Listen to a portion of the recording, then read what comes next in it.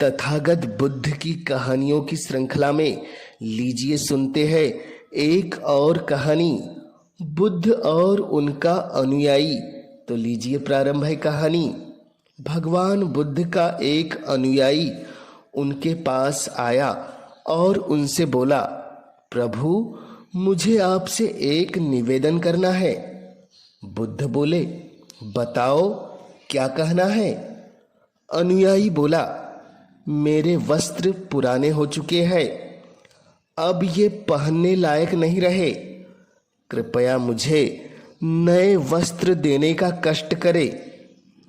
बुद्ध ने अनुयायी के वस्त्र देखे, वे सचमुच बिल्कुल जीर्ण हो चुके थे और जगह जगह से घिस चुके थे।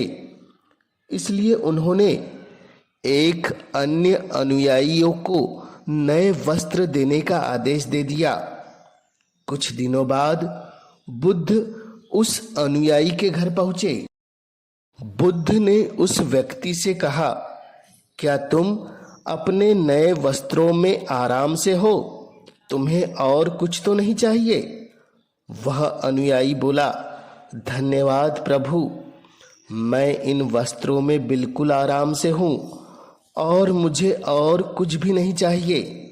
बुद्ध बोला, अब जबकि तुम्हारे पास नए वस्त्र है तो तुमने पुराने वस्त्रों का क्या किया?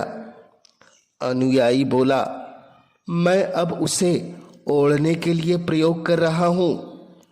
बुद्ध बोले, तो तुमने अपनी पुरानी ओढ़नी का क्या किया? अनुयायी बोला, जी मैंने उसे खिड़की पर पर्दे की जगह लगा दिया है।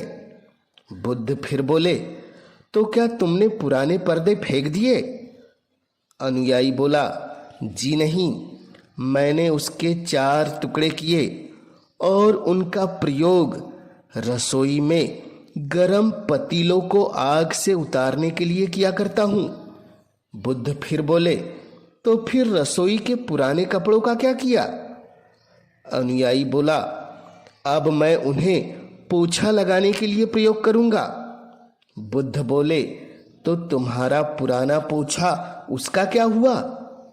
अनुयायी बोला, प्रभु वो अब इतना तार तार हो चुका था कि उसका कुछ नहीं किया जा सकता था, इसलिए मैंने उसका एक एक धागा अलग कर दिए की बातियां तैयार कर ली।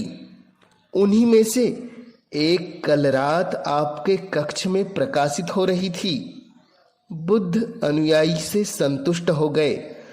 वे प्रसन्न थे कि उनका शिष्य वस्तुओं को बर्बाद नहीं करता और उसमें समझ है कि उनका उपयोग किस तरह से किया जा सकता है।